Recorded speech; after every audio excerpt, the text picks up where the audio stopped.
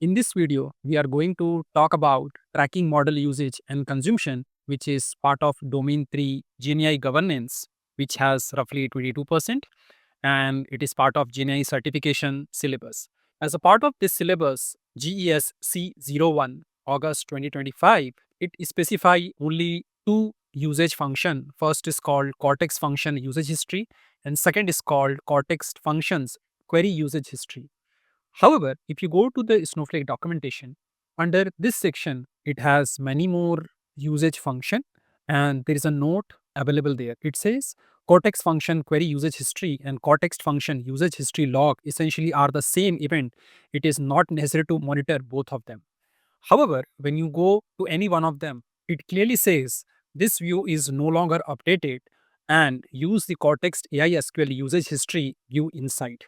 If you search for Cortex underscore function, you can still see these two views. And if you click on that, you would not be able to see any dataset.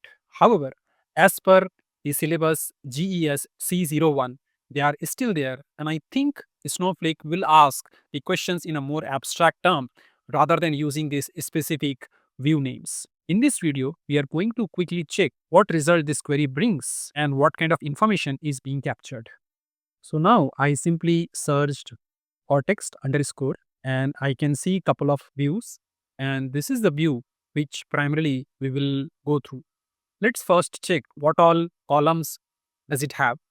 So here if I click on this column for this functions query usage, it has function name, model name, query ID, tokens, token credit and warehouse ID. Likewise, if I go for functions usage history, here I have total 7 columns, and if I go start time, end time, function name, model name, warehouse ID, token credit and tokens. So these two things are combined together under this AI SQL usage history, and let me click, and this is the columns, and let me order it. So here it is usage time, model name, function name, token credits, tokens, token credits granular, tokens granular, query ID, query tag, user ID, and warehouse ID. So query tag is something new. All other columns we have already seen in the two different views. In the certification exam, probably they would ask little bit conceptual question where they would say that what all information can be captured through this usage history rather than saying query usage history or functions usage history. So if I click onto the data, let me shrink this. So here I have this usage time and what is a model name, what is a function name. So if you see here, sentiment, AI classify, AI filter and classify, these are all purpose built AI function. And if I talk about AI complete, these are general function. So here I do not have the large language model name for my purpose build because Snowflake is using a default large language model.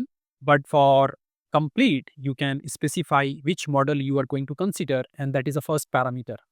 Now, if you see for each of this function, I have a tokens credit. So this is the total cost, and this is the number of token 168 and 193. And this is my credit at granular level. So this is my input token and this is my output token. And if you see here, I do not have a input token, output token values because in some of these AI SQL functions, you only have an input token or you do not have an output token or total token. So you can go and check the playlist where other AI SQL functions are covered in detail. And here or complete, I have input token, output token. This is my query ID. And finally, this is my query tag, user ID and warehouse ID. So this is a single usage history for AI SQL function and everything can be captured through this. So make sure you go through this, understand Cortex function usage history and Cortex function query usage history. The query usage history gives query level detail and usage history used to give the aggregated level data.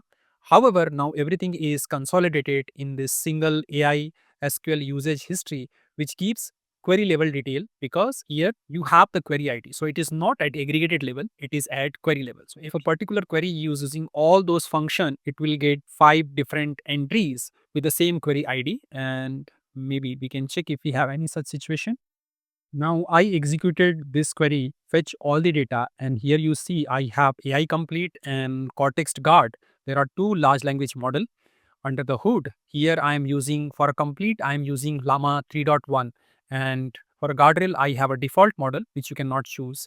And you see, I have a two different token. However, when I come to my query ID, this is a single query. So basically, in our complete AI SQL function, you have an option called guardrail equals to true and false, and it is part of a single query. So you may get a visual like this, and exam may ask a question whether it will bring two entries in your AI SQL usage history or a single entry. So make sure that you understand how these usage history tables are used under Snowflake usage schema, and you would get some basic questions around this.